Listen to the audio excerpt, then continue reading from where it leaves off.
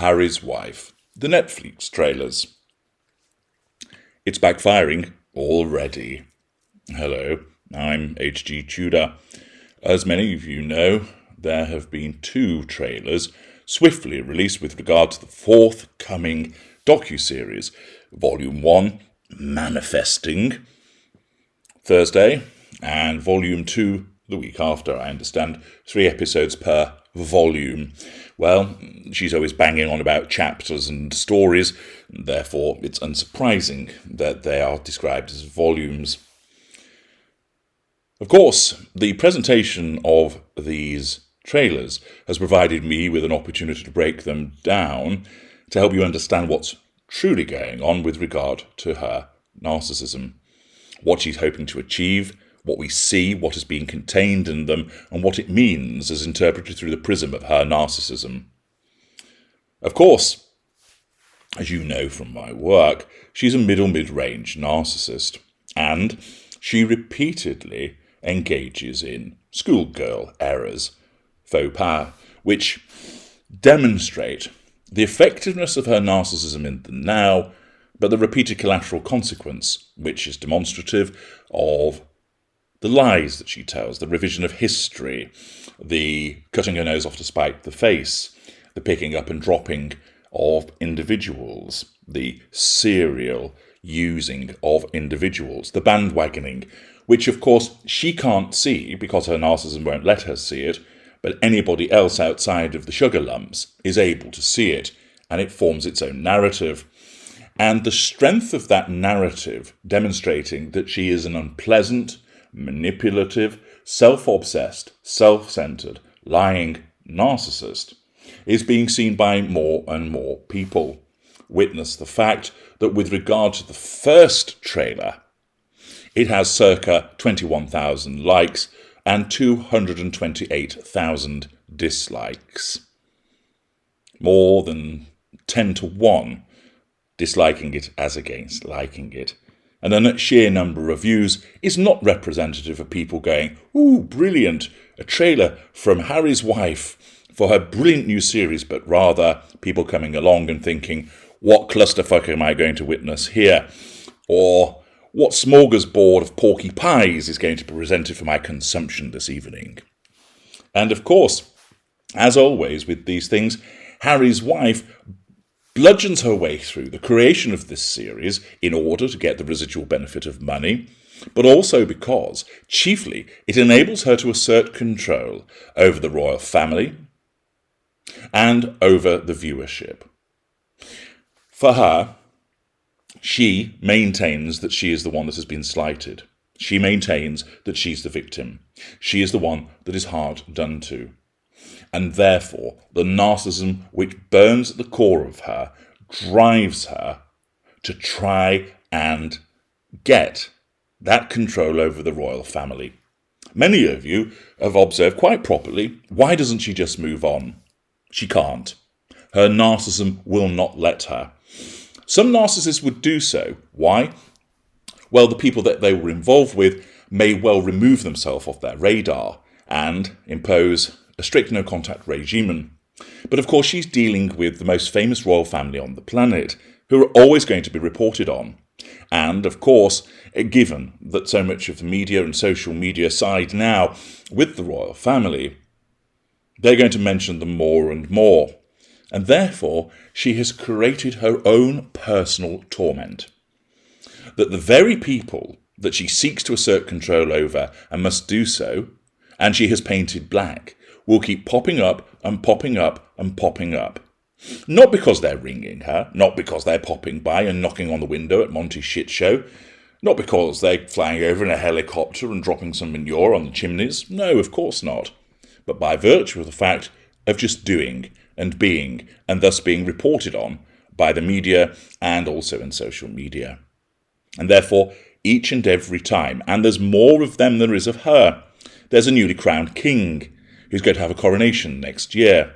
There's a new Prince and Princess of Wales who are in the ascendancy with regard to their popularity. Countess of Wessex, her stock has improved. Ditto Camilla, Queen Consort, a new Queen Consort there. There are the adorable Wales's children that people think very highly of. There is the indomitable Princess Anne. Even Prince Andrew still pops up, narcissist that he is.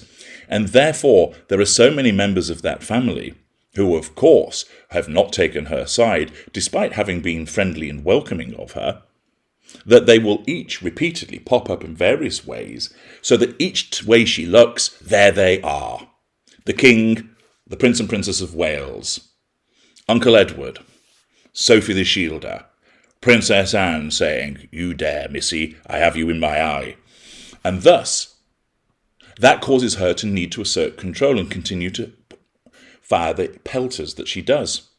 And all that does, bar from her deluded small band of supporters, is cause more and more people to reach this conclusion. You are obsessed. Let it go. But she can't. Her narcissism will not let her.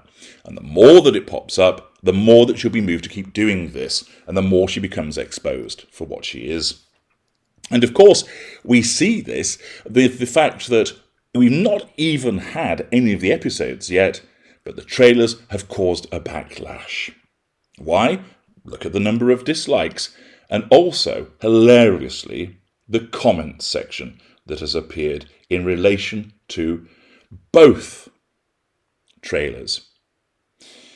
I'm just going to dip in for a short while because there are thousands of comments, and there's clearly a situation of some kind of meme having been developed to utilise "I love the part." And thus, we have as follows. I love the part where Netflix actually had the balls to leave the comments open. It's pure gold. Susan Miles, I love the part where they denounced the monarchy as racist, then named their daughter after the head of the monarchy. I squeezed one tear out of my left eye. Eldrick73, I love the part where Harry's wife told the journalist of The Cut that in the UK, the school run would be a daily invasion of press before taking the journalist in her car to get Archie from kindergarten. Thinking of it, I feel a tear welling up in my left eye. Lolly DC, I love the part where Harry's wife was in South Africa after visiting sexual assault victims living in poverty, and with one tear in her left eye, complained that nobody asked if she was okay. Catherine Vabel, I love the part when after spending 39 years in the royal family, Harry suddenly realises that there is a hierarchy. B. Ray, I love the part where Harry says there's a hierarchy in the family. Karen Winston, 5 years ago, Harry was almost everyone's favourite royal. It's insane to see how much he has changed since his marriage. Carolyn G, I love the part where Harry's wife flew to Uvalde while it was literally still a crime scene, so she could take pictures of herself. Bambi, I love the part where Harry's wife is walking up and down outside Buck Palace just to get attention. So stunning and brave from a woman that was being stalked. I've never cried so much out of my left eye. Lynn Baldwin, I love the part where Harry's wife wrote inspirational messages on bananas to distribute to sex workers. Her ability to connect with the unfortunate is so remarkable. It brings one tear to my left eye. Sabs, I love the part where Harry's wife tells the Queen that we can all live a life of public service and proceeds to service her own pockets. Peckham to Paris, I love the part where Harry has the revelation that the monarchy is a hierarchy. His deep understanding of the obvious is breathtaking, a tour de force. Philip Hawkins, I love the part where Harry refused an invitation to see his dying grandmother to protect his family. It brought tears to my eyes. Kate W, I love the part where Harry's wife and Harry, the ongoing tale of woe, is supported by such well-rounded, genuine, likeable individuals such as Omid Scobie and Christopher Boozy, charm personified. Left eye.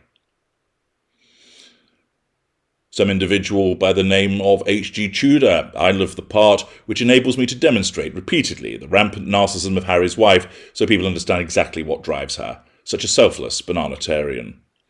And if I scroll through the comments, I love the part, I love the part, I love the part. Australian food and travel reviews. I love the part where Netflix deliberately left the comments open for everyone to tell us how they really feel. They're loving this.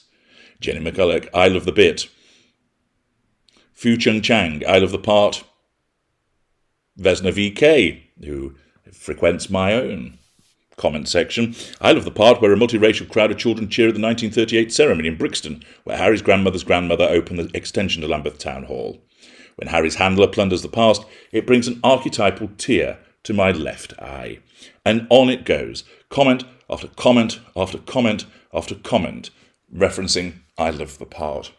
The sheer volume of comments demonstrates that there are so many people who dislike her, see her for what she is, and roundly take the piss out of her. I've strolled through quite a lot, but I didn't see any sugar lumps. Maybe the bots have been discontinued. Perhaps Christopher's boozy appearance in the second trailer has caused the bots to be derailed. The fact is, once again, this is the collateral consequences affecting the mid-range narcissist. She thinks she's oh so clever, with the fabrications and lies that will undoubtedly follow in these episodes. Goodness me, the trailers are a work of fiction themselves. More about that in due course. And thus, people see through it. And she thinks people are going to be excited to see my truth, to see my story, to understand it all. No. People are excited to watch your twat-wuffery in full effect, to observe your rampant narcissism, and to watch and comment adversely again and again and again. This solidifies, once again, Harry's wife's mid-range narcissism, because she does something without actually thinking through what the consequences would be for her. I'm H.G. Tudor. Thank you for listening.